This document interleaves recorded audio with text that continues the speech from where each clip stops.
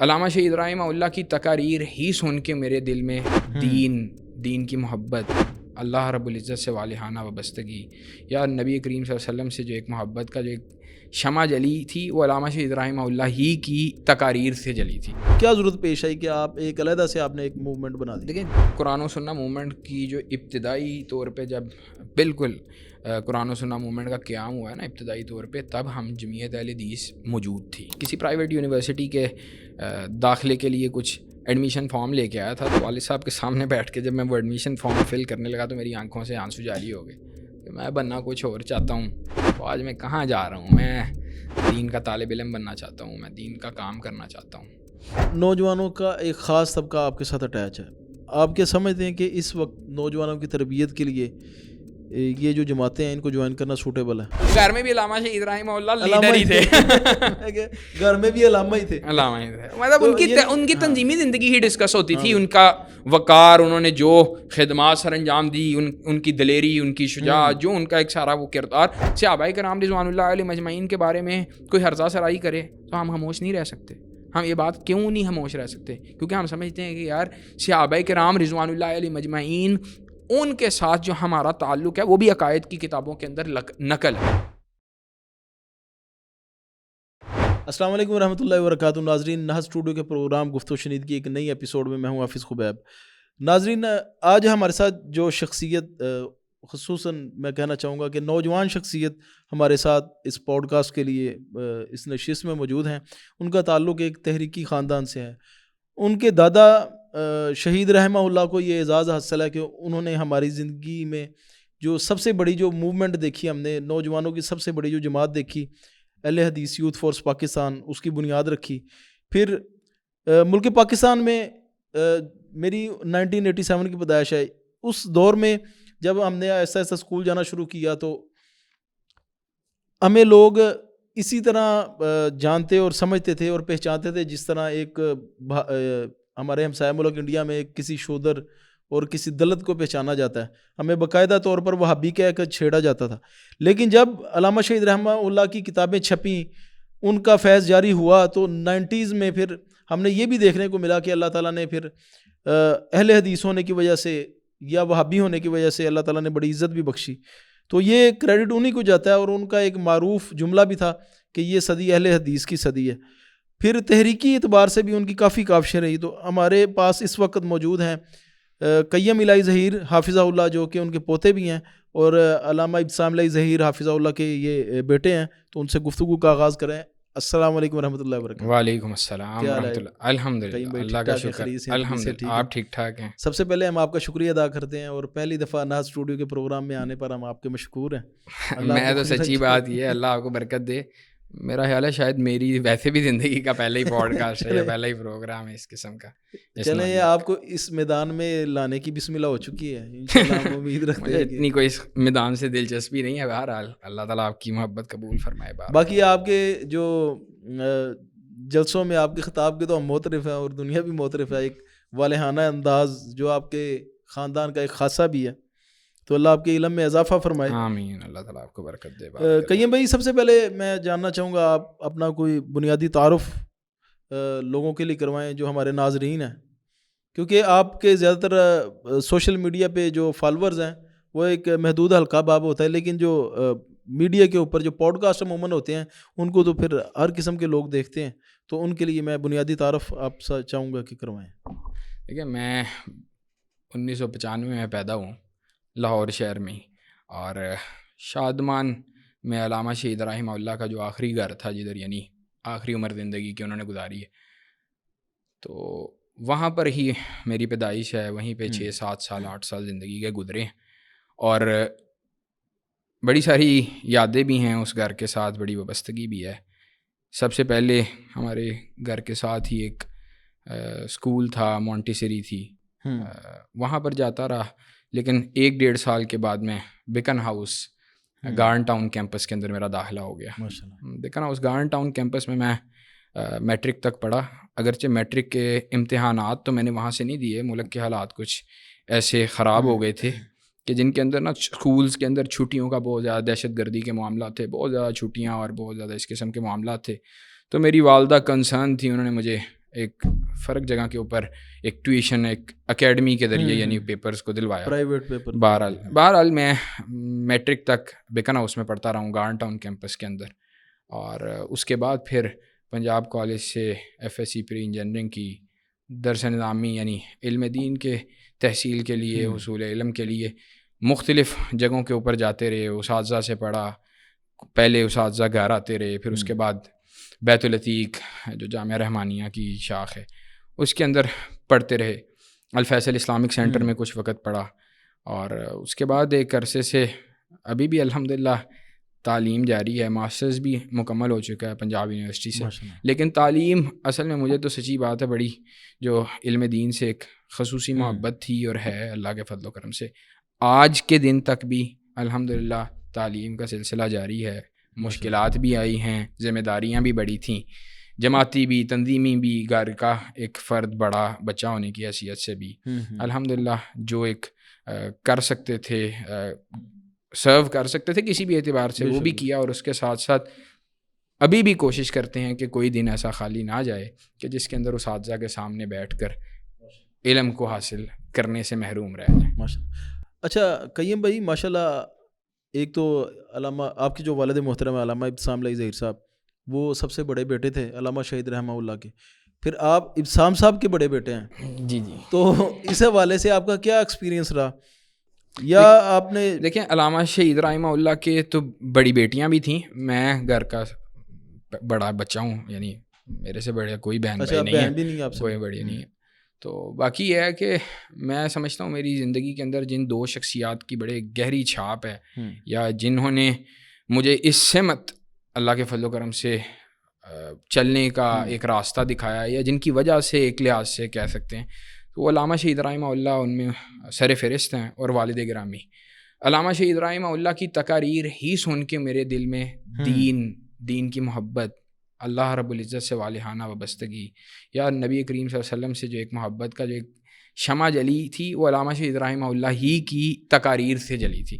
مطلب اس کے اندر کیسی ایک دلچسپ بات یہ ہے کہ میں ہمیں کسی نے علامہ شہید رحمہ اللہ کی تقاریر کسی نے سنانا نہیں شروع کی تھی, بس ایک ایسے ہی گھر میں کیسٹس موجود ہوتی تھیں, بڑی پرانی کیسٹس تھیں.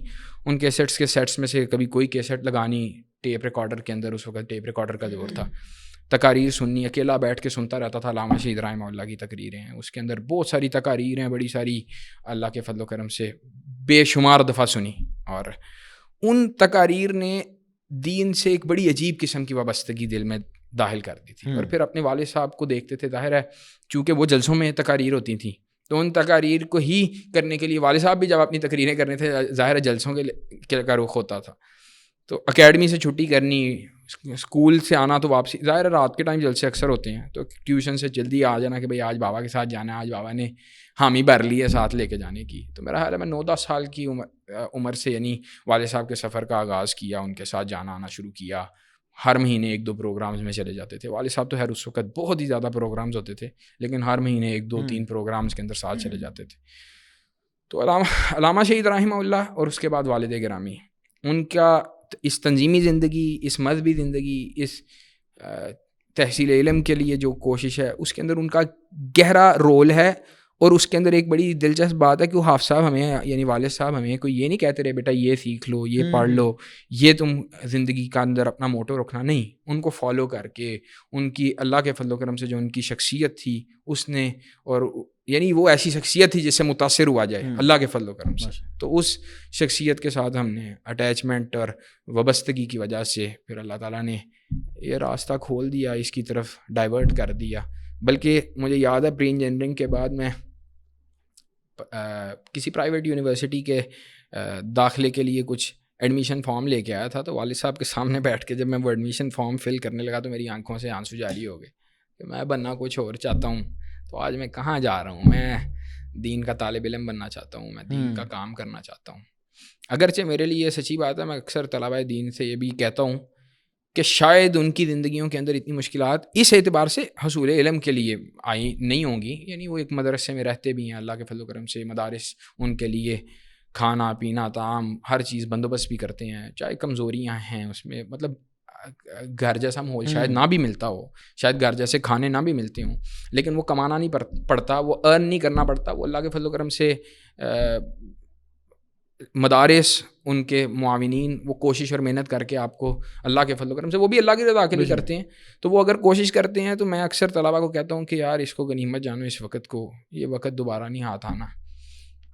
میرے لیے کیا مشکلات تھیں, کیونکہ میں یہ سمجھتا ہوں تنظیمی زندگی جو ہے نا وہ علم کی ضد ہے, سچی بات ہے, بڑی کھلی علم دین کے اسی وجہ سے پھر مدارس میں نوجوانوں کے اوپر سختی کی جاتی ہے. دیکھیں تنظیمی زندگی, دیکھیں ہر چیز کا وقت ہوتا ہے, تو میں شاید یہ کہہ سکتا ہوں کہ میں اس وقت سے پہلے اس کے اندر پوری طرح غیر ارادی طور پہ پوری طرح اس کا شکار ہو چکا تھا, اور میں اس پہ کوئی وہ نہیں ہوں, نادم نہیں ہوں, سچی بات نہیں ہوں. اس کی وجہ یہ ہے کہ شاید اس کے بدلے میرے دل میں دین کی جو تڑپ زندہ ہے, برقرار ہے, وہ مطلب وہ بہت ساری چیزیں ہیں. شاید اس جیسا ماحول کسی دوسرے کو نہ ملے جو مجھے میسر آیا, شاید اس جیسا باپ کسی کو میسر نہ آئے جو مجھے میسر آیا.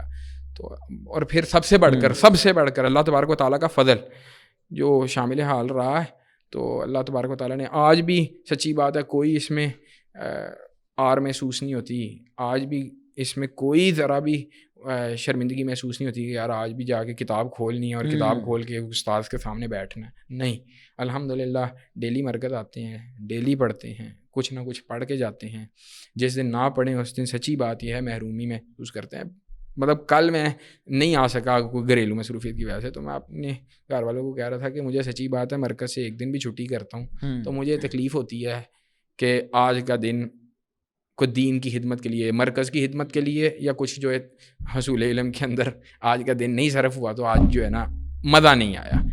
یہ اللہ کا فضل ہے الحمدللہ. اچھا, یہ جو اب آپ نے سارا بتایا کہ آپ کو ذوق پیدا ہوا علامہ شہید کی کیس سے سن کے, یہ تو ایک علیحدہ چیز ہے, ایک میڈیا سے آپ کنیکٹڈ ہوئے, لیکن گھر میں عمومی طور پہ تاثرات کیا تھے علامہ صاحب کی نجی زندگی کے حوالے سے, خاص طور پہ کیونکہ تحریکی زندگی اور علمی جو خدمات ہیں وہ تو ہمارے تک پہنچی. علامہ شہید رحمہ اللہ کی جو نجی زندگی تھی اس کے حوالے سے گھر میں کیا سچی بات یہ ہے کہ علامہ شہید رحمہ اللہ کے بچے ان سے بہت زیادہ پیار کرتے ہیں, ان کو بڑا یاد کرتے ہیں. میری یعنی جو میری پھپھو ہیں یا میرے یا والد صاحب کی ایک بڑی وابستگی ہے, لیکن سچی بات ہے ایک تنظیمی آدمی کی گھریلو زندگی کمپرومائزڈ ہوتی ہے, یہ طے شدہ حقیقت ہے, اس سے کوئی انکار نہیں کر سکتا. ہمیں پتہ ہے, ہم نے کئی راتیں اپنے باپ کو نہیں دیکھا تھا, یا آج میں ہوں تو میں گھر کئی دفعہ تنظیمی اسفار سے ایسے وقت میں لوٹتا ہوں جب گھر سارا سو رہا ہوتا ہے. تو اس لیے تنظیمی بندے کی زندگی کمپرومائزڈ ہے, گھریلو لائف. تو اس میں اتنا سچی بات ہے ان کی تنظیمی زندگی میں اتنا تحرک تھا علامہ شہید کا, تو پھر خاص طور پہ اتنا تحرک تھا کہ وہ زندگی ہی ہر جگہ پہ چھائی ہوئی ہے. وہ گھر میں بھی وہی ڈسکس ہوتی تھی, باہر بھی وہی ڈسکس ہوتی تھی. تو سچی بات ہے کہ گھر میں بھی علامہ شہید رحمہ اللہ لیڈر ہی تھے, گھر میں بھی علامہ ہی تھے. مطلب ان کی تنظیمی زندگی ہی ڈسکس ہوتی تھی, ان کا وقار, انہوں نے جو خدمات سر انجام دی, ان کی دلیری, ان کی شجاعت, جو ان کا ایک سارا وہ کردار. ہمیں سچی بات یہ ہے بچپن میں بھی گھر سے وہی چیزیں زیادہ سننے کو ملی ہیں. واقعات ہوں گے بھی کچھ ایسے جس کا تعلق خالص فیملی کے اور گھریلو ماحول کے ساتھ ہوگا, لیکن گہری چھاپ علامہ شہید کی, یعنی کہ جو نجی پہلو ہے وہ نمایاں نہیں ہو سکا تحریکوں کی وجہ سے. آپ نجی پہلو میں کوئی ایک نجی پہلو کا ذکر کریں, شاید کوئی دین میں ایسی بات آ جائے. مطلب گھر کے ساتھ کوئی خاص لمحات گزرے ہوں, کو وقت, مطلب جس طرح آپ کو بندہ سیر پہ نکل جاتا ہے. مطلب یہ ہے کہ علامہ یعنی والد صاحب بتاتے ہیں کہ علامہ شہید رحمہ اللہ میرے ساتھ جو ہے وہ مطلب انگلینڈ میں ان کے ساتھ گیا, میں ان کے ساتھ عمرہ پہ گیا, حج پہ گیا, تو پھر اس طرح کوئی عید کے موقع پر جب عید گاہ مینار پاکستان میں ظاہر منٹو پارک اس وقت جو عید پڑھاتے تھے علامہ شہید, تو بچوں کو ساتھ لے کے جاتے تھے. کہنے کا مقصد یہ ہے کہ عموماً جو تحریکی لوگ ہوتے ہیں نا, ان کی فیملی جو ہے نا ان سے خائف ہی رہتی ہے. نہیں خائف کوئی نہیں تھا, ٹائم نہیں مل پاتا, اور وہ اس کو نا بیلنس نہیں کر پاتے, اور اس کی وجہ سے سم ٹائم ایسا, لیکن ادھر ہمیں یہ دیکھنے کو نہیں ملا, سم ٹائم ایسا ہوتا ہے کہ تحریکی جتنے بھی لوگ ہیں ان کی اپنی اولادیں جو ہیں وہ دین سے دور ہو جاتی ہیں, تحریکوں سے دور ہو جاتی ہیں, بگڑ جاتی ہیں. دیکھیں یہ تو سچی بات اور ادھر یہ الٹ ہے, تو اس لیے میں جانا چاہ رہا ہوں. دیکھیں سچی بات یہ ہے کہ علامہ شہید رحمہ اللہ کے اخلاص کی شاید برکت ہے کہ اللہ تبارک و تعالیٰ نے ان کی اولاد پہ خاص طور پہ اللہ تعالیٰ ہمیں بھی راہ راست پہ رکھے, اور حقیقت میں اخلاص اور سینہ جو ہے وہ ہمارا دین کی اور تڑپ سے بھر دے. لیکن علامہ شہید رحمہ اللہ کی اولاد پہ مجموعی طور پہ خاص فضل رہا ہے اللہ تبارک و تعالیٰ کا. تو اس لیے یہ نہیں کہہ سکتے کہ علامہ شہید رحمہ اللہ کی نجی زندگی کمپرومائز ہونے کی وجہ سے کوئی اس طرح کا معاملہ پیدا ہو گیا کہ ان کے گھر والے ان سے خائف تھے. خائف والی سچی بات ہے, کوئی بات صحیح ہے. یعنی کہ اللہ تعالیٰ کا ان پہ ہر لحاظ سے فضل تھا، مالی طور پہ غنی تھے، استغنا تھا، وہ اس طرح کی ساری صورتحال کے اندر کوئی ایسی خائف والی بات بظاہر نہیں سمجھی. تو علامہ صاحب جو آپ کے والد محترم ابتسام لائی ظہیر صاحب، ظاہر ہے یہ بھی اس جھنڈے کو انہوں نے پھر وہ جی ہشام صاحب اور محسن بھائی تو بہت بعد میں آئے. ہشام صاحب تو میرا خیال ہے کہ غالباً 2010 کے بعد آئے ہیں، مطلب ایکٹیو ہوئے ہیں صحیح طریقے سے. آپ کو ہو سکتا ہے بالکل ایسے ہی ہوگا، بالکل مطلب میرے دین مطلب میں جب آپ سینٹر آپ آتے تھے جی اسی دور میں جو ہے نا وہ جی بالکل ایکٹیو ہوئے ہیں. ایسے ہی ہوگا. تو علامہ صاحب کی لائف دیکھیں آپ کے ساتھ ان کے اصل میں نا علامہ صاحب کی لائف کے اندر علامہ ابتسام لائی ظہیر صاحب جی کو پوچھ رہا ہوں. علامہ شہید رحمہ اللہ کا اور علامہ صاحب، اب آپ کی بات سے کوئی ایک بات ریلیٹ شاید ہو جائے. علامہ شہید رحمہ اللہ ایک یہ جسے کہتے ہیں نا بڑے ہیبت والے آدمی تھے اور بڑے جری آدمی تھے، مطلب لیکن حافظ صاحب کے والے سے یہ ہے کہ حافظ صاحب گھر کے اندر ہماری ان سے بڑی دوستی والی صورتحال ہے. وہ کہتے ہوتے کبھی کبھی کہ یار ہماری کوئی اتنی زیادہ دوستی ایسی نہیں تھی، ہم تو ان سے گھبراتے ہوتے تھے. ہماری حافظ صاحب سے بڑی مطلب میں ایسا بچہ ضرور ہوں کہ جن کو اللہ کے فضل و کرم سے ایک والد صاحب کا احترام، محبت اور اس کی وجہ سے یعنی ان سے بات کرنے سے جھجکتا بھی ہوں، کئی دفعہ نہیں بھی باتیں کر پاتا، لیکن یہ ہے کہ ایسا ان کی طرف سے ہمیں کوئی وہ نہیں ہے، یعنی کمفرٹیبل ہیں ہم ان سے، یعنی کہ آپ کا دوستی والا ماحول ہے، بھائیوں والا بھی، والد والا بھی. جی بالکل ایسے. اچھا یہ تو ہو گیا ایک خاندانی پس منظر کے حوالے سے تھوڑی سی گفتگو ہوئی. ماشاء اللہ آپ جب ظاہر ہے پڑھائی کے ساتھ ساتھ آپ نے والد صاحب کے ساتھ بھی آپ جلسوں پہ بھی گئے، پھر والد صاحب نے جب اس سے پہلے مرکز جمیت میں بھی رہے، وہ ساری چیزیں لوگوں کو پتہ ہے.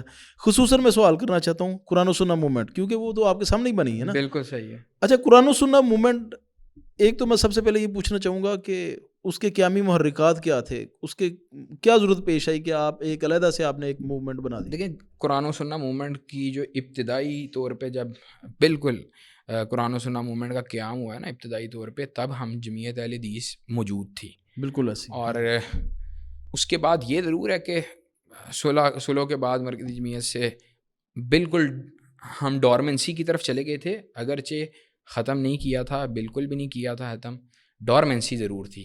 کوئی اس کا بھی انکار کرے گا تو وہ بھی غلط ہوگی بات. اور پھر اس کو باقاعدہ سے جو 2-3 سال قبل 4 سال قبل ایک سیلاب آیا بڑا، میرے دن سے اصل میں سان نکل گیا.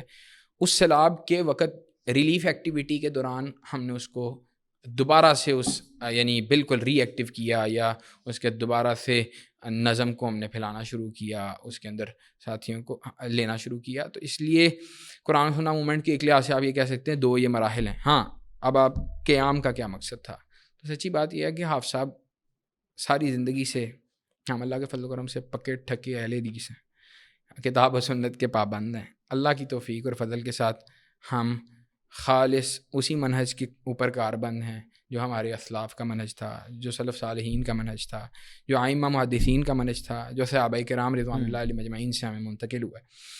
تو عقیدہ توحید کے حوالے سے، سنت کے حوالے سے، ابلاغ دین کے حوالے سے، دعوت توحید کے حوالے سے، تمسک بالکتاب و سنہ کے حوالے سے، یہ تو ہمارے اندر کلیئرٹی تھی، اس کے اندر کوئی ابہام نہیں ہے، اور وہ آج بھی نہیں ہے اللہ کے فضل و کرم سے. یعنی میں اکثر کئی دفعہ میں تقریر کرتے ہوئے بھی یہ بات کہتا ہوتا ہوں کہ قرآن و سنہ موومنٹ کی دعوت، یعنی جہاں پہ دعوت توحید ہے، قرآن و سنہ موومنٹ کی دعوت جہاں پہ تمسک بالکتاب و سنہ کی دعوت ہے، رجوع الی اللہ کی دعوت ہے، اور یہاں پہ دفاع دین، دفاع صحابہ، ختم نبوت، ان سب چیزوں کو لے کے ہم جہاں پہ چل رہے ہیں، وہاں پر میں یہ سمجھتا ہوں ایک ایسا پہلو جس کے اندر ہم لوگ لیک کرتے ہیں، اس کے اوپر حافظ صاحب کی ساری زندگی سے تقاریر اسی موضوع پہ بھری پڑی ہیں. آپ دور بڑے مختلف آئے ہیں، لیکن میں کہتا ہوں اللہ تعالیٰ کا خاص فضل ہے ان مختلف ادوار کے اندر بھی حافظ صاحب کی زبان سے، ان کی خطابت سے یہ پہلو محو نہیں ہوا ہے. اور وہ پہلو کیا ہے کہ وہ یہ بات سمجھتے تھے اور سمجھتے ہیں، اور اللہ کے فضل و کرم سے انشاءاللہ ہم چاہتے ہیں کہ ہمیں موت آئے تو اسی نظریے کے اوپر آئے کہ رب تعالیٰ کی توحید میں جہاں پر دوسری چیزوں میں انتہائی زیادہ انحراف شامل ہے، جہاں پہ قبر پرستی ہے، جہاں پر اللہ تبارک و تعالیٰ کی ذات کے اندر دوسرے طبقات کو شریک کیا جاتا ہے، اولیاء کو شریک کیا جاتا ہے، انبیاء کو شریک کیا جاتا ہے، یا دیگر جتنی بھی خرافات ہیں توحید کے باب کے اندر، وہیں پر ایک اہم ترین مسئلہ یہ بھی ہے کہ اللہ تبارک و تعالیٰ جو خالق مالک ہے، اس کی اس زمین کے اوپر اس کا نظام قائم نہیں کیا گیا ہے، اس کی حکمرانی نہیں ہے، اللہ تبارک و تعالیٰ کے احکامات کو قائم نہیں کیا گیا ہے، وہ بھی ایک اہم شرعی مسئلہ ہے، وہ بھی توحید کا ایک اہم تقاضا ہے۔ تو ہم یہ بات سمجھتے ہیں کہ ہم اس کے لیے جو ایک ہمارا کانسٹیٹیوشن جس چیز کو ایشور کرتا ہے اور بتاتا ہے، اس بات کی گارنٹی کرتا ہے کہ یہ ملک اس لیے بنا تھا اور یہاں پر اللہ تبارک و تعالیٰ کے احکامات کو ہی نافذ کیا جائے گا، یا قرآن و سنت ہی اس ملک کا سپریم لا ہوگا، تو اس سے متصادم جتنی بھی چیزیں ہیں ان کا رد ہونا چاہیے اور اللہ تبارک و تعالیٰ کے اس قانون کو زمین پہ غالب آنا چاہیے۔ تو یہ ہمارا ایک منہج ہے، اور اس منہج کو ہم اللہ کے فضل و کرم سے بیان کرتے ہیں اور بار بار بیان کرتے ہیں۔ ہم ایک قرآن و سنت موومنٹ کو ایک سیاسی تنظیم کے طور پر چلنا چاہتے تھے، یعنی ہم ایسے مذہبی طبقات کو جو ہیں تو مذہبی ہیں، نمازی ہیں، صوم و صلات کے پابند، اللہ سے بھی محبت رکھتے ہیں، توحید سے بھی محبت رکھتے ہیں، لیکن غفلت کے اندر ہیں، اور اللہ تبارک و تعالیٰ کے احکامات کو قائم کرنا ان کے ہاں اتنا کوئی اہم مسئلہ نہیں ہے۔ ان کو یہ بات سمجھائی جائے کہ نہیں، یہ توحید کا تقاضا ہے اور یہ اہم ترین مسئلہ ہے، اس اہم ترین مسئلے کے اندر بھی اسی طرح تمہارا کردار ہونا چاہیے جس طرح تم دیگر مسئلوں کے اندر یا دیگر توحید کے شعبوں میں یا توحید کی جتنی بھی اقسام ہیں یا توحید کے والے سے جتنی بھی تم دیکھتے ہو انحراف، وہاں پر جس انداز سے تم ٹوکتے ہو، روکتے ہو، تم اللہ تبارک و تعالیٰ کی توحید کی دعوت دیتے ہو، تم وہ کردار تم نے یہاں پہ بھی ادا کرنا ہے۔ جیسے رد صحابہ کے اوپر جو ہمارا موقف ہے، یعنی جو دفاع صحابہ کے والے سے جو ہمارا نبوت کے اوپر جس طرح ہوتا ہے، یعنی یہ جو سارے سٹانس ہیں ہمارے، ان سٹانسز کو ہم نے اللہ کے فضل و کرم سے اس جگہ پہ بھی ہم نے امپلیمنٹ کرنا ہے، ہم نے وہی کردار یہاں پہ بھی ادا کرنا ہے۔ مثال کے طور پہ ایک بات ہے، صحابہ کرام رضوان اللہ علیہ مجمعین کے بارے میں کوئی ہرزہ سرائی کرے تو ہم خاموش نہیں رہ سکتے۔ ہم یہ بات کیوں نہیں خاموش رہ سکتے؟ کیونکہ ہم سمجھتے ہیں کہ یار صحابہ کرام رضوان اللہ علیہ مجمعین، ان کے ساتھ جو ہمارا تعلق ہے وہ بھی عقائد کی کتابوں کے اندر نقل ہے، وہ عقائد کی کتابوں میں لکھ دیا گیا ہے کہ ہم نے ان کے ساتھ کیا رویہ رکھنا ہے، ہمارا ان کے ساتھ جو محبت ہے، جو ولا کا تعلق ہے، جو ان کے ساتھ ہماری وابستگی ہے، وہ تعلق عقیدے کا حصہ ہے۔ تو اسی طرح اللہ تبارک و تعالیٰ کی ذات کے ساتھ ہمارا جتنا تعلق ہے، اس کے جمیع صورتیں وہ بھی اللہ کے فضل و کرم سے اگر توحید کا حصہ ہیں تو ان میں یہ صورت بھی شامل ہے۔ اس صورت کی طرف بھی لوگوں کو بتلانا ہے کہ نہیں، یہ چھوڑ دو، یہ اصل میں سیکولر جماعتوں کی جانیں چھوڑ دو اور اللہ تبارک و تعالیٰ کے دین کے غلبے کی طرف ہمارے ساتھ جڑ جاؤ۔ ہم کو اللہ کے فضل و کرم سے، آپ کو ہمارا مزاج کا پتہ ہے، ہم قوم کو کسی مصیبت میں ڈالنے والے مزاج کے لوگ نہیں ہیں، نہ ڈالنا چاہتے ہیں، نہ ہی ہم نے ڈالا ہے، نہ ہم یہ سمجھتے ہیں کہ یہ ہم اس کے مکلف ہیں، لیکن اس چیز کے ضرور ہیں کہ یار اپنی ذہن سازی کرنے کے مکلف ہیں، لوگوں کو دعوت دینے کے ہیں، امر بالمعروف و نہی عن المنکر کے ہیں۔ تو بھائی امر بالمعروف کے اندر اگر یہ چیزیں داخل ہیں تو یہ کیوں نہیں داخل ہے؟ تو اس کو بھی داخل کرنا ہے اور اس کی دعوت بھی دینی ہے۔ تو اللہ کے فضل و کرم سے یہی قرآن و سنت موومنٹ کا ایک کہہ سکتے ہیں کہ اضافی اس کے اندر چیز تھی، باقی کوئی فرق نہیں ہے، وہ تو نام ہے نا۔ اچھا ہوا میرے خیال میں یہ کہ کچھ فتنہ پرور جماعتوں نے اس نام پہ بڑی تباہی پھیر دی، مطلب امت کو فتنے میں ڈالا، پھر کوئی اچھے لوگ بھی پیچھے ہٹ گئے، حالانکہ ہونا یہ چاہیے تھا کہ حق بیان ہوتا ہے نا، اس کا اثر کو ظاہر کیا جاتا ہے۔ ہم پھر وسطیت کیا، اعتدال میں رہ کر کیا ہے۔ بالکل، اگر اعتدال یہ ہے کہ چھوڑ دیا جائے تو پھر سچی بات یہ ہے اعتدال کی صحیح تعریف ہمیں پتہ ہے، کیونکہ شدت پسندی تو ان کا ذاتی جو ہے، شدت پسندی تو کسی بھی موضوع میں ہو سکتی ہے، شدت پسندی تو کسی موضوع میں ہو سکتی ہے، یعنی آپ روافض ہوں یا نواسب ہوں، دونوں شدت پسند ہیں، بالکل ایسے دونوں غالی ہیں نا۔ تو مطلب یہ ہے کہ اس لیے شدت پسندی کی بنیاد کے اوپر کسی موضوع کو ترک نہیں کیا جا سکتا۔ آپ اس کو اس سے یعنی ادھر یہ نہیں کہہ سکتے کہ بھائی یہاں پہ چونکہ شدت پسندی ہو رہی ہے میں نے اس باب کو نہیں کھولنا۔ بھائی ایک اہم باب ہے، ایک ضروری مسئلہ ہے، اللہ کو اعتدال میں رہ کے بیان کرنا ہے، اس کو لے کے چلنا ہے۔ اچھا، یہ اسی وجہ سے میرا خیال ہے ہمارے پہ اللہ کے فضل و کرم سے ایسا کوئی الزام ہے بھی نہیں، اگر ہے بھی تو پرواہ بھی نہیں۔ نہیں، الزام نہیں ہے، لیکن وہ لوگ ذرا شروع میں اصل میں جس دور میں یہ قرآن و سنت موومنٹ بنی وہ آپ کو پتہ ہے ذرا اب تو حالات ٹھیک ہوئے ہیں۔ اصل ایسی کوئی ایسا مسئلہ نہیں ہے ہمارا، ہم کسی سے سچی بات ہے، ایسی اور بھی ہمارے ساتھ بڑی مثالیں ہیں، ہم یہ بات سمجھتے ہیں کہ ہم کسی کے پابند نہیں، ہم تو شریعت کے پابند ہیں، تو اس لیے ہمیں کیا فرق پڑتا ہے۔ بیڈ انٹینشن نہیں ہے آپ کی اس کے پیچھے۔ اچھا یہ مطلب یہ شروع ہو گئی کیا قرآن و سنت موومنٹ شروع ہو گئی, پھر یہ چلتی رہی. آپ کو پتہ ہی ہے کہ قرآن و سنت موومنٹ جب بنی تھی میں بھی وہ ساتھ مرکز میں سارے آپ کے ساتھ ہی ہوتے تھے ہم. انشاءاللہ اب آپ کو دوبارہ کھینچتے ہیں اللہ کے. تو اس کے بعد پھر اس کو تھوڑا سا جیسے ہی آپ کی صلح ہوئی مرکزی جمعیت اہل حدیث کے ساتھ, وہ پھر تھوڑا سا دیکھیں وہ تو ایک پیسو ہو گئی. ہمارا پازیٹیو جیسچر تھا, اور پازیٹیو جیسچر یہ تھا کہ ایک جماعت کے ساتھ صلح ہوئی ہے, اگرچہ یہ بات کے ساتھ ہوئی ہے کہ بھائی ہم نے یہ جماعت چلانی ہے, موومنٹ ہم نے چلانی ہے, اس بات کو شک میں رکھ کے صلح ہوئی تھی نا. تو اس کے بعد اگر ہم نے اس کو ڈورمنٹ کیا یا اس کی ابتدائی طور پہ اس کو بالکل کم چلایا یا اس کو بالکل سمجھا کہ یار یہ اسی طرح بالکل ڈورمنسی کی پوزیشن میں بھی چلی جاتی ہے تو کوئی ٹینشن نہیں ہے اتنی, تو یہ ہمارا پازیٹیو جیسچر تھا. پھر اس کے بعد یہ سلسلہ مطلب بعض علاقوں میں پھر بھی چلتی رہی ہے, بعض پیسو چلتی رہی نا.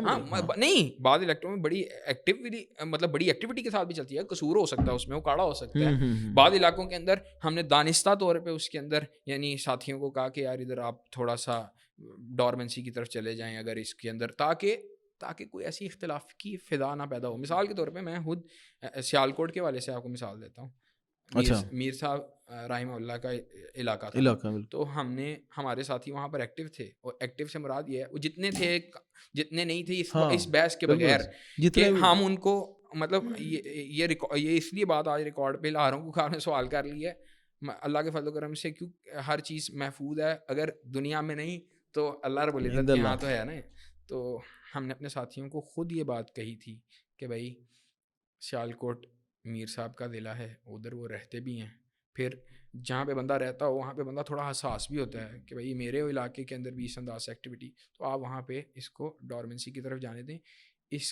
کوئی کہہ سکتا ہے کہ یہ بھائی دیکھیں وہاں پہ یہ تھا اور انہوں نے اس وقت خود مانتے ہیں, نہیں, یہ ہمارا پازیٹیوٹی تھی, یہ ہماری نیگیٹیوٹی نہیں, یہ پازیٹیوٹی تھی کہ ہم کسی کا حیا کر رہے ہیں, کسی کا لحاظ رکھ رہے ہیں, کسی کا یعنی احتیاط سے کام لے رہے ہیں کہ بھئی جہاں ممکنہ حد تک ہم کوشش یہ کریں کہ بھئی اختلاف کی فضا نہ پیدا.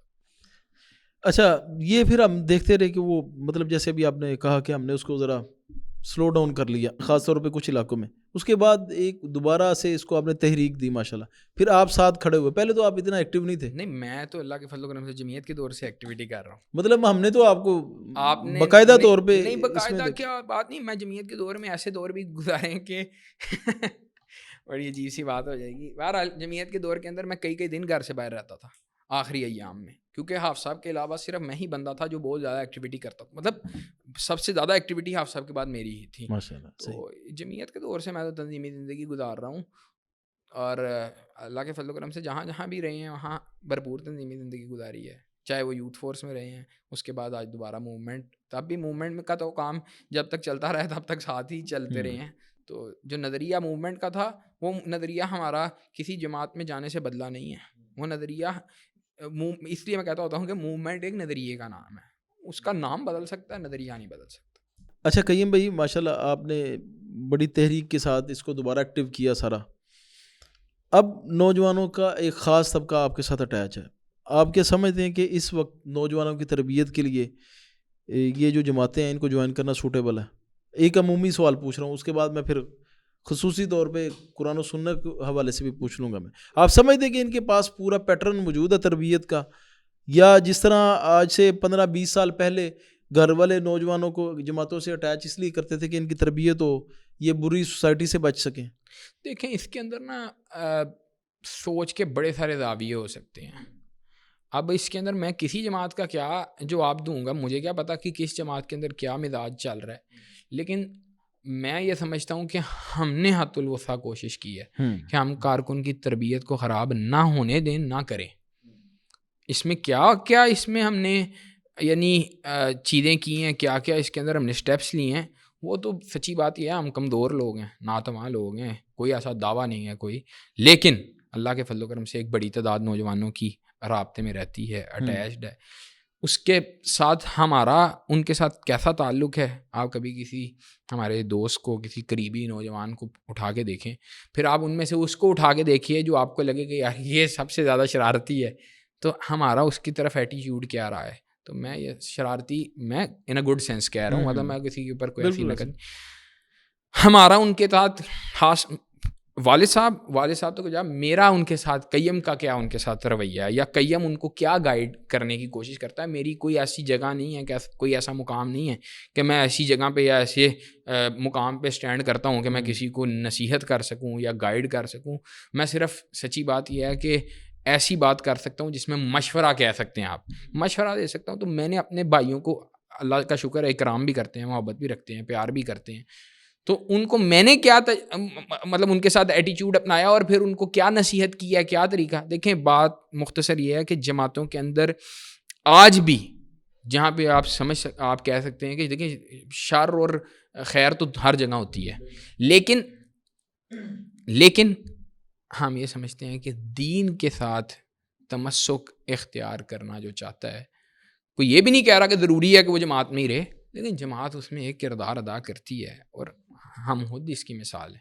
ہم جماعتی زندگی اپنے آپ کو جماعتی زندگی ہی کے نتیجہ سمجھتے ہیں کہ جماعتی زندگی نے ہمیں بہت سارے تحرک پیدا کیا، بہت ساری خیر کے کام ہم سے لے لیے، بہت سارے گناہوں سے بچایا، بہت ساری غفلتوں سے بچایا. گناہ گار ترین لوگ ہیں، لیکن اس کے باوجود بھی یہ تنظیمی زندگی نے کہ خیر مطلب جو خیر کے پہلو ہو سکتے ہیں ان میں سے ایک خیر یہ بھی ہے. اچھا قیم بھائی، آپ کیا سمجھتے ہیں کہ اس وقت کے جو نوجوان ہیں جو آپ سے بھی اٹیچ ہیں، یہ معاشرے میں آپ دیکھتے تو رہتے ہیں، سوشل میڈیا بھی یوز کرتے ہیں، دینی طور پہ، اخلاقی یا نظریاتی طور پہ کن مسائل کا سامنا ان کو؟ دیکھیں یہ تو سچی بات ہے، ایک مشکل سوال ہے. اس کی وجہ یہ ہے کہ آج تو ہم دور جس سے گزرے ہیں وہ فتنوں کا دور ہے. مطلب میں یہ سمجھتا ہوں کہ چاروں اطراف سے ایسے فتنے پہ حملہ آور ہیں کہ یلغار ہے، ایک بڑی بڑی یلغار ہے چاروں طرف سے، بلکہ چاروں طرف کیا 360 ڈگریز سے ہمارے پہ حملہ آور ہیں. مطلب آپ کو کوئی ایسا سمت نہیں نظر آئے گی جہاں سے فتنے نہ امٹ رہے ہوں. 2-3 فتنے ایسے ہیں کہ جو بڑے خطرناک ہیں.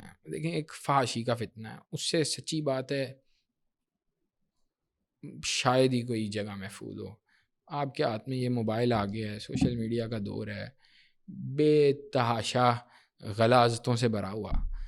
تو مطلب کہنے کا مقصد یہ ہے کہ ایک تو یہ فحاشی کا فتنہ ہے بڑا خطرناک، اور دوسرا یہ ہے کہ انحراف بھی بہت زیادہ پیدا ہوتا جا رہا ہے، یعنی آپ کا منہج سے، اور کیونکہ آپ کو سننے آپ کے کان جو ہیں وہ اب آٹومیٹیکلی مختلف قسم کے افکار سنتی ہے. ہر وقت آپ کے کانوں سے کوئی مختلف افکار ٹکرا رہے ہیں، کہیں پہ ڈائریکٹ الہاد ہی آپ کے کانوں سے ٹکرا رہا ہے، مختلف قسم کے شکوک و شبہات ٹریول کر رہے ہیں، کہیں پہ مختلف قسم کی چیزیں ٹریول کر رہی ہیں، آپ کے ذہنوں سے ٹکراتی ہیں، صحابہ کے حوالے سے، کہیں پہ اہل بیت کے حوالے سے، کہیں پہ آپ کہہ سکتے ہیں کہ ختم نبوت کے حوالے سے مختلف قسم کے افکار آپ کے کانوں سے ٹکراتے ہیں. پھر کہیں پہ انکار حدیث کا فتنہ ہے. مطلب فتنے تو اس انداز سے منہ کھولے بیٹھے ہیں کہ وہ اپنے نوجوان کو، مطلب آج کے نوجوان کو، اہل دین کو، دینی طبقات کے نوجوان کو بھی سلب کرنے کے لیے ہر وقت تیار ہیں. تو اب یہ تو اس میں سچی بات یہ ہے کہ اپنے اصل سے مضبوطی سے جڑنا، شدت سے جڑنا، اور تمسک بالکتاب و سنہ کی اتنی اہمیت ہے، علماء سے اور رجوع اللہ کی اتنی شدید ضرورت ہے، مساجد و مدارس و مراکز سے جڑنے کی اتنی زیادہ ضرورت ہے کہ سچی بات ہے یقیناً ہر دور میں رہی ہے، لیکن لگتا ہے کہ شاید اس دور میں جتنی ضرورت ہے شاید پہلے نہ رہی ہو شاید. اچھا قیم بھائی، آپ نے بھی مساجد اور مدارس کی بات کی ہے، آپ کیا سمجھتے ہیں کہ مساجد اور مدارس کے ساتھ اگر ایک بچے کو، نوجوان کو اٹیچ کر دیا جائے تو اس کی تربیت کے حوالے سے وہ کس حد تک مؤثر ہوں گے؟ دیکھیں مساجد اور مدارس، مسجدوں میں تو عام طور پہ لوگ جو بھی آ رہے ہیں وہ نمازیں پڑھتے ہیں، نمازیں پڑھ کے نکل بالکل جاتے ایسے ہیں. اس لیے میں نے سوال کیا تربیت کے لیے کیسے مؤثر ہے؟ دیکھیں تربیت کے ایک سب سے پہلی بات تو یہ ہے کہ انشاءاللہ مسجدوں میں جانے والا بچہ جو ہے نا وہ وہاں پہ خیر ہی لے کے آئے گا. اس کی وجہ یہ ہے کہ معاشرے میں آپ کو پتہ ہے، مجھے بھی پتہ ہے کہ کتنے کو لوگ نمازی ہیں. اللہ کے فضل و کرم سے ہم یہ سمجھتے ہیں کہ جتنی بڑی مطلب امت کا جو طبقہ نمازی ہے، انتہائی کمزوری کے باوجود بھی میرا خیال ہے کہ شاید یقیناً بلکہ خیر کا سب سے بڑا منبع وہی شخص ہے. مطلب اس دور کے اندر نمازی لوگ جو مسجدوں کے اندر جا رہے ہیں، کمیوں کمزوریوں کے باوجود بھی میں سمجھتا ہوں کہ نوجوان اگر ادھر چلا جاتا ہے اور ان لوگوں کے ساتھ اس کی اٹھک بیٹھک ہو جاتی ہے، کوئی سلام دعا ہو جاتی ہے، تو میرا اللہ کے ہاں یقین ہے انشاءاللہ کہ غالب امکان ہے گمراہ ہو کے نہیں آتا، خراب ہو کے نہیں آتا. باقی مدارس کے اندر کمزوریاں یقیناً ہوں گی، لیکن پھر بھی اللہ کے فضل و کرم سے اس زمین پہ خیر کی جگہ ہیں انشاءاللہ. اچھا کہیے بھائی آپ کیا سمجھتے ہیں جس طرح آج کل ٹرینڈ ہے، مطلب جلسے جلوس، بڑی بڑی کانفرنسز ہوتی ہیں، ہر دور کے اپنے تقاضے ہوتے ہیں، پہلے انہی کانفرنسز سے ہی نوجوان تیار ہوتے رہے ہیں، ان کی تربیت بھی ہوتی رہی ہے، ان کے عقیدے درست ہوتے رہے ہیں. کیا آپ سمجھتے ہیں کہ اس دور میں بھی ان کانفرنسز کا کوئی فائدہ ہے خصوصاً نوجوانوں کے لیے؟ کیونکہ آپ بھی نوجوان ہیں تو ٹاپک بھی ہمارا نوجوانوں کی تربیت کے حوالے سے ہی دیکھیں ہے. بات یہ ہے، کسی بھی چیز کو ہم اس کو مکمل ڈینائی نہیں کر سکتے، اس کی اہمیت اور اس کی افادیت کو. افادیت میں فرق ضرور پیدا ہو سکتا ہے، یعنی کہ یار پہلے تو یہ بہت ہی مؤثر تھا، یہی واحد ذریعہ تھا. اب ذرائع بڑھ گئے ہیں، صحیح ہے. اب ذرائع بڑھ گئے ہیں. لیکن ایک بات ہے، دو چیزیں ذکر کرنے لگا ہوں. دیکھیں سوشل میڈیا کا ایک ذریعہ ہے کہ جہاں سے ہم علم کو حاصل کر سکتے ہیں یا عقائد کی درستگی کے لیے، لیکن وہاں پہ نا شر اور خیر جمع ہے. وہاں پہ ممکن ہے کوئی بیٹھنے والا اپنا وقت 8 گھنٹے 7 گھنٹے 6 گھنٹے دن کا لگانے والا وہاں سے شر بھی لے، وہاں پہ خیر بھی لے. لیکن انشاءاللہ اگر کوئی بندہ جلسوں میں جا رہا ہے تو وہاں پہ ہم یہ خیال کرتے ہیں یا گمان رکھتے ہیں کہ وہاں پہ خیر ہی زیادہ ہے. ہاں اب لیکن یہ ادھر آ کے ایک بات پہ میں ضرور پاز لے کے ایک بات ضرور کروں گا.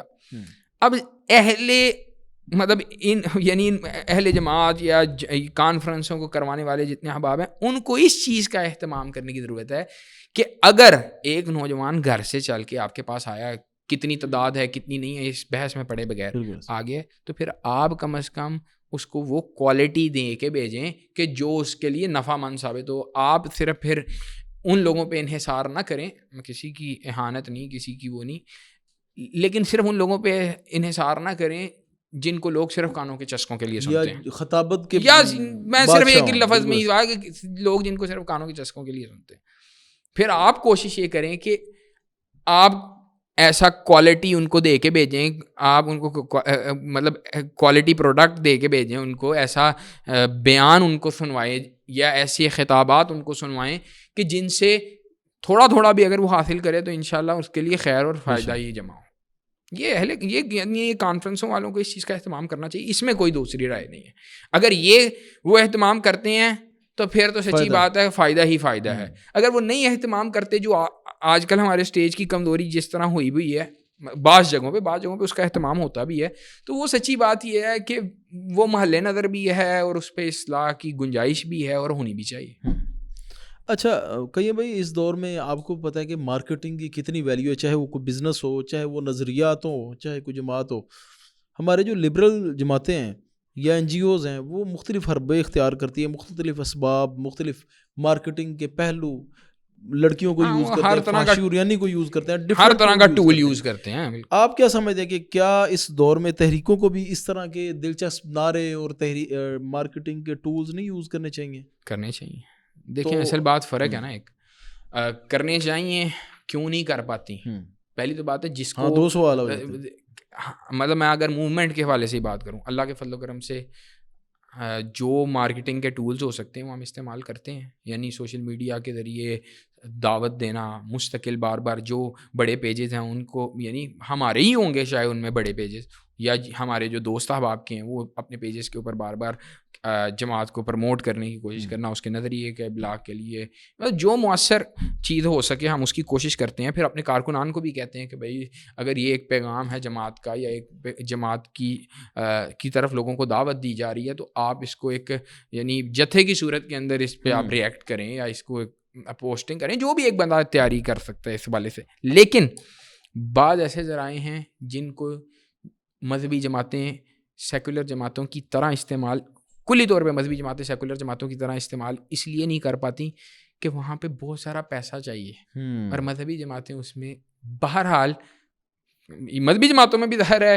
کوئی بہت زیادہ فنڈز جمع کرنے میں کامیاب ہو بھی جاتی ہے اور کوئی بیچاری ایسی بھی ہو سکتی ہے جس کے پاس کوئی فنڈز نہ ہوں، لیکن وہ جو بہت زیادہ فنڈز بھی اکٹھے کرنے میں کامیاب ہو جاتی ہے اور اس کی ایک ماس تک آواز پہنچتی بھی ہے، وہ بھی شاید بڑی سیکولر جماعتوں کے اشرے شیر بھی فنڈ نہ بے اکٹھا شک کر پاتے. میں یعنی سمجھتا آپ ہوں تو سچی بات ہے سیکولر یا ملحدین کی جتنی این جی اوز ہیں ان کے پاس جتنی فنڈنگ ہے وہ مطلب 4-6 بندوں کی جو این جی او ہے اس کے پاس اتنی فنڈنگ ہوگی کہ شاید جو مذہبی جماعتوں سے بھی زیادہ ہو مکمل. بے شک ایسے. تو یہ فرق تو ہے. اصل میں بہرحال ادھر میں پہلے بھی آپ نے کئی تاجر دوست ان کو بھی میں کہہ چکا ہوں, اس میں آپ کے کوئی قریبی عزیز بھی ہیں, میں نے کہا یار ایک مجھے ذاتی طور پہ بڑا افسوس ہوتا ہے لبرل بندے کو جب اللہ تعالیٰ ہی پیسہ دیتا ہے نا یا وہ کامیاب بزنس مین بنتا ہے تو وہ اپنے لبرل نظریات کو سپورٹ کرتا ہے. وہ فحاشی لڑکیاں ننگی نچا دے گا پکڑ کے کنسرٹ کے نام پہ, یا ایڈیں لگائے گا تو اس میں بڑی سے بڑی جو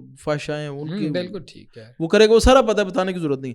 لیکن مذہبی بندے کے پاس جب پیسہ اللہ تعالیٰ دیتا ہے تو وہ کیا کہے گا یار مسجد مدرسے پہ محدود رہتا ہے. تو یہ بہرحال ایک بڑی بدقسمتی ہے. اور یہ بھی میں کہتا ہوں یہ بھی غنیمت ہے اگر وہ رہ جائے. وہ کیا کرتا ہے وہ بھی ہسپتال بنا جاتا ہے. بالکل صحیح کہہ رہے ہیں. تو یہ شاید ہسپتال بنانا تربیت کی کمزوری کہہ سکتے ہیں. تربیت کی کمزوری اگر اس نے بھی ہسپتال بنانا ہے, اس میں ہم بہرحال لیک کیے ہیں. اور اس کی شاید بہرحال یہ سچی بات پتہ کیا ہے اس مسئلے کے اندر نا ایک خوددار مذہبی تنظیم جو ہوتی ہے وہ اس میں ویسے بھی کچھ تھوڑی سی کمزور رہ جاتی ہے. اس کا مزاج نہیں ہوتا کہ وہ جا کے دروازے کھڑکاتی رہے اور اس طرح کے لوگوں کے جو جن کو اللہ تعالیٰ نے بسائے. اس لیے نا یہ میں آپ کو سچی بات ہے بعض ذمہ داری ہیں جو اللہ تبارک و تعالیٰ کی طرف سے ان طبقات کے لیے خاص ہیں. جیسے علماء کے لیے خاص ہے نا کہ وہ حق اور دعوت کا اور ابلاغ کا کام کریں اور حق کا پرچار کریں, دعوت توحید میں کوئی غفلت نہ آنے دیں, مسائل کی وہ یعنی جو امت کے پیش آمدہ مسائل ہیں امت کو پیش آمدہ مسائل ان کے اندر امت کی صحیح ترجمانی کریں. جیسے یہ علماء کے ساتھ خاص ہے یا علماء کے لیے اس کی امپورٹنس کئی درجے زیادہ ہے, ویسے ہی سرمایہ دار یا اللہ کے فضل و کرم سے جتنے لوگ جن کو اللہ تعالیٰ نے وسائل دیے ہیں, جن کو اللہ تبارک و تعالیٰ نے بڑے بڑے بزنسز دیے ہیں, بڑے بڑے معاملات سے نوازا ہے, یہ ان کے فرائض میں سے ہے کہ وہ اللہ کے دین کی سربلندی کے لیے اپنا پیسہ اور مال وقف کریں اور خرچ کریں. یہ ضروری بات ہے, یہ ان کو سمجھنے کے صرف ان چیزوں. اور دوسری بات ہے دیکھیں اس کے اندر بھی یہ بات محسوس کریں کہ بھائی اس وقت اگر آج مسجد کی تعمیر وہ اللہ کے فضل و کرم سے اہمیت کی حامل ہے اور ایک جگہ پہ مسجد موجود بھی ہے تو پھر اس مسجد کے اوپر سونا چاندی لگانے سے زیادہ اہم یہ ہے کہ دعوت کا وہ کام کیا جائے, تبلیغ کا, داعیوں کو تیار کرنے کا کہ جو معاشرے سے الحاد کی جڑیں ہلا کر رہا ہے. یعنی میں اس کی نفی نہیں کر رہا ہوں, اللہ کے فضل و کرم سے مسجدوں کو بہترین خوبصورت بنانا یہ بھی ایک انتہائی بڑی عظیم نیکی ہے. اس کے ساتھ لیکن خیال کرنا کہ یار یہ اکیلی نیکی کافی ہے میرے لیے یہ کر لینا, نہیں, یہاں پہ نہ رکا جائے. یہ جو نظریات ہیں جو اللہ کے فضل و کرم سے منہج ہے اس کا دفاع اور اس کا ابلاغ اور اس کی ترویج کے لیے بھی اپنا پورا کردار ادا کریں کہ یار یہ سیکولر جماعتوں کے پاس کیا ہے, یعنی یہ آپ ہی کے طبقات مذہبی مطلب کوئی بھی جو ان سیکولر جماعتوں کو ووٹ ڈالتا ہے یا ان کو مضبوط کرنے والے لوگ ہیں وہ کسی نہ کسی مسلک اور کسی نہ کسی دینی جماعت سے ان کا پیچھے کوئی نہ کوئی مسلمان تو ہے نا, تو بھائی پھر ان کو بتایا جائے کہ بھائی اللہ کے دین کی سربلندی کے لیے نکلو اور ان تک اپنی آواز کو اس طرح میکرو لیول پہ پہنچانے کے لیے آپ کو بہرحال وہ لوازمات چاہیے. اچھا بڑا اہم سوال ہے میرے لیے, آپ کے لیے ہو سکتا ہے نارمل ہو. جیسے کوئی بزنس ہوتا ہے اس کے کمپیٹیٹرز ہوتے ہیں تو کمپیٹیٹر سے بھی بڑی چیزیں سیکھنے کو ملتی ہیں, اور اگر آپ کو اچھا کمپیٹیٹر مل جائے نا تو آپ کا بھی بزنس گرو کر جاتا ہے. اسی طرح مذہبی جماعتوں میں ہم اس کو مسابقت کا نام دے دیتے ہیں, کمپٹیشن ہم نہیں بھی کہتے. تو آپ نے خود ذاتی طور پر کن جماعتوں یا تحریکوں سے متاثر ہوئے یا پھر جن سے آپ نے فائدہ اٹھایا؟ سچی بات یہ ہے خبیب بھائی اس میں شاید میری کمزوری ہوگی, لیکن حقیقت میں اس میں کوئی مطلب کوئی تکلف نہیں ہے بات کہہ رہا, لیکن میں نے بہت زیادہ فائدہ علامہ شہید رحمہ اللہ ہی کی گفتگو, ان کی ہی تقاریر, انہی کی تحریروں یا انہی کے واقعات اور ان کی مطلب جو سنا یا جو ان کے بارے میں پڑھا یا جو ان کو ذاتی طور پہ سنا اسی سے فائدہ زیادہ اٹھایا ہے. یا حافظ صاحب کو جو اللہ کے فضل و کرم سے ان کے شب و روز کو دیکھا ہے, ان کے اللہ کے دین کے ساتھ جو ایک تڑپ کو دیکھا ہے اسی سے سچی بات ہے زیادہ فائدہ اٹھایا ہے. بہت زیادہ ایسے دور میں بھی شاید ہم نہیں پیدا ہوئے کہ جس کے اندر کوئی بڑا زیادہ ایسا یعنی معاملہ ہو, لیکن بہرحال سب جماعتوں کے اندر ہم سمیت اچھائیاں برائیاں جمع ہیں. اللہ تعالیٰ ہمیں سب کو خیر پہ جمع کر دے, ہم تو یہی دعا کرتے ہیں. تو کہیں بھائی اگر دیکھا جائے آپ کی ذاتی زندگی میں, نجی زندگی میں, تو آپ ظاہر اتنا ایکٹیو ہیں جماعت کے حوالے سے. اب دور پہلے جیسا نہیں رہا, اب آپ کو پتا ہے آؤٹنگ کا دور ہے, باہر کھانے پینے کا دور ہے, بچوں کو آؤٹنگ سیر پہ لے کے جانا, یہ ساری ٹھیک ہے, یہ معاملات ہیں. چھوٹی تو موٹی آپ چیزیں کی بھی فیملی, چلتی آپ ہیں سا, ہاں یہ تو فیملی راضی ہے کہ کبھی شکوہ کرتی ہے یا خبیر کیسے بھائی مینج کرتے یہ ہیں؟ بھی چیزیں ساتھ ساتھ تھوڑی بہت چلتی رہتی ہیں, اس میں کوئی ایسی بات نہیں ہے, نہ ہی اس کے اندر ہمیں بندہ کہ بھائی میں جو ہے بڑا کوئی قربانی ہے کیا, ہماری دین کے لیے کوشش ہی کوئی نہیں ہے خاص. اللہ تعالیٰ ہمیں حقیقی معنوں میں ایسی کوشش کرنے کی توفیق دے جو صحابہ کی کوششیں تھیں. تو سچی بات یہ ہے کہ وہ ہمارے لیے کچھ نجات کا سبب بن جائیں گی, باقی ایسی کوئی بات نہیں ہے کہ ہم نے کوئی بڑا پہاڑ اٹھائے ہوئے ہیں. صحیح. آخر میں آپ سے چاہوں گا کہ آپ نوجوانوں کے حوالے سے کوئی نصیحت یا کوئی میسیج اگر دینا چاہیں. دیکھو میں نے پہلے بھی آپ کو کہا تھا میں نصیحت کی مقام پہ نہیں ہوں, نوجوانوں کے والے سے مشورہ ضرور دے سکتا ہوں, اور وہ مشورہ سچی بات یہ ہے, 2-3 باتیں ہیں. ایک تو سچی بات ہے یہ جو موبائل ہے یہ ہم سب کے لیے ہی وقت کی تباہی کا ذریعہ بنا ہوا ہے, سبب بنا ہوا ہے. تو اس میں بڑی ساری خرافات بھی ہیں, بڑی ساری بدبختیاں بھی ہیں. تو ہمیں اس میں یہ بھی نہیں کہہ سکتے اس دور کے اندر کہ کو ترک کر دیں, کو چھوڑ دیں, لیکن بہرحال کم از کم اس کے یوزیج کو کم کیا جا سکتا ہے, اور اپنے آپ کو کم از کم اس لیول پہ محدود کرنے کی کوشش کی جا سکتی ہے کہ اس کا استعمال صرف مثبت اور ضرورت کے حد تک ہو. ایک بات. دوسری بات یہ ہے, یہ بات میں بڑی شرح صدر سے کہوں گا, آج دین کی جو حالت ہے نا اس میں ایک بڑی اہم وجہ شاید یہ بھی ہے کہ ہم دین پہ نا شرمندہ ہیں. ہمارے نوجوان بڑی جلدی متاثر ہو جاتے ہیں باطل افکار سے اور باطل کی یلغار سے. صرف افکار سے نہیں متاثر ہوتے, کئی دفعہ سوری ہونا شروع ہو جاتے ہیں. سوری ہونا شروع ہونے کی کیا مثال ہو سکتی ہے؟ مثال کے طور پہ ایک بات کہہ رہا ہوں, میں مذہبی گھرانوں کے ایسے لوگوں کو جانتا ہوں, گستاخ رسول گستاخی کرتا ہے, اگر کوئی اللہ کے دین سے محبت کرنے والا شخص اس کو قتل کر دیتا ہے. میں مثال دے رہا ہوں, ہم ماورائے عدالت کے قتل کی بات نہیں کرتے, لیکن میں اللہ کے فضل و کرم سے اس جگہ کے اوپر بالکل اس کی مذمت کرنے کو تیار نہیں ہوں نا. کیوں؟ کہ دین و شریعت کا مسئلہ ہے. میں اس پہ کوئی شرمندہ نہیں ہوں کہ گستاخ رسول کی سزا جو ہے وہ موت ہے. میں نہیں اس بات پہ شرمندہ. کیوں شرمندہ ہوئے بھائی؟ شریعت کا مسئلہ ہے, گستاخ رسول کی سزا موت ہے, اس میں کیا ایسے پریشانی کی بات ہے؟ تو میں نے اپنے زندگی کے اندر نوجوانوں کو دیکھا ہے, وہ شرمندہ ہوتے ہیں اس بات کے اوپر کہ یار میں اپنے لوگوں میں یہ بات کہوں گا, یہ سختی سمجھی جائے گی. جو ہمارے مطلب ایسے ماڈرن افکار رکھنے والے لوگ ہیں وہ کہیں گے بھائی تم لوگ جو دین کا ایسا تصور پیش کر رہے ہو جس کے اندر بڑی سختی ہے. پردہ ہے, پردے پہ کیوں شرمندہ ہوں بھائی؟ کس وجہ سے شرمندہ؟ یعنی اللہ کا حکم ہے, یہ لباس میں کیوں شرمندہ, یعنی یا داڑھی پہ کیوں شرمندہ ہے یار؟ ٹخنے سے اونچی شلوار رکھنے پہ کیوں شرمندہ ہے؟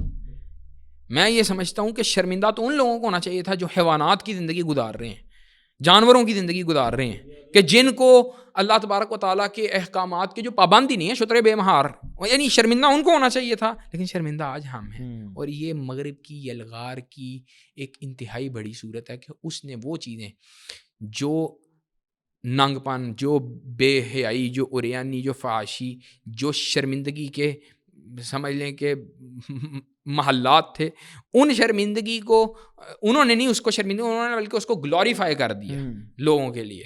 اور آج ہمیں اپنے نظریات کے اوپر شرمندہ کر دیا ہے. ہم عقیدے کے کسی مسئلے کو بیان کرتے ہیں تو وہاں پہ ہم خاموش ہو جاتے ہیں, یار یہاں پہ کوئی سختی والی بات نہ آئے, اور یار سب کو لے کے ساتھ چلنا ہے. کیوں؟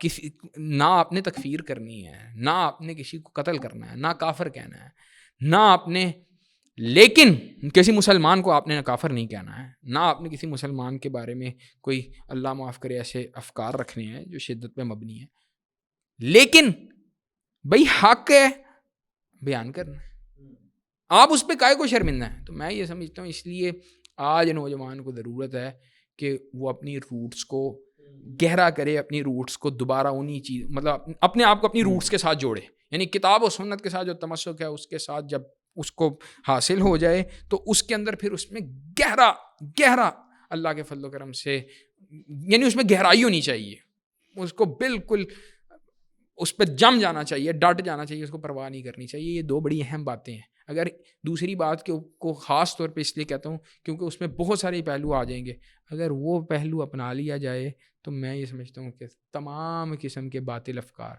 تمام قسم کے باطل نظریات اللہ کے فضل و کرم سے ان سے چھٹکارا مل جائے گا.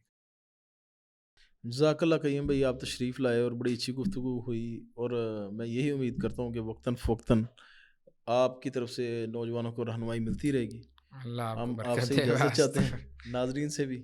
بارک اللہ. والسلام ورحمۃ اللہ وبرکاتہ. سبحانک اللہم السلام علیکم وبحمدک، اشہد ورحمۃ ان اللہ لا وبرکاتہ. الہ الا انت، استغفرک واتوب الیک.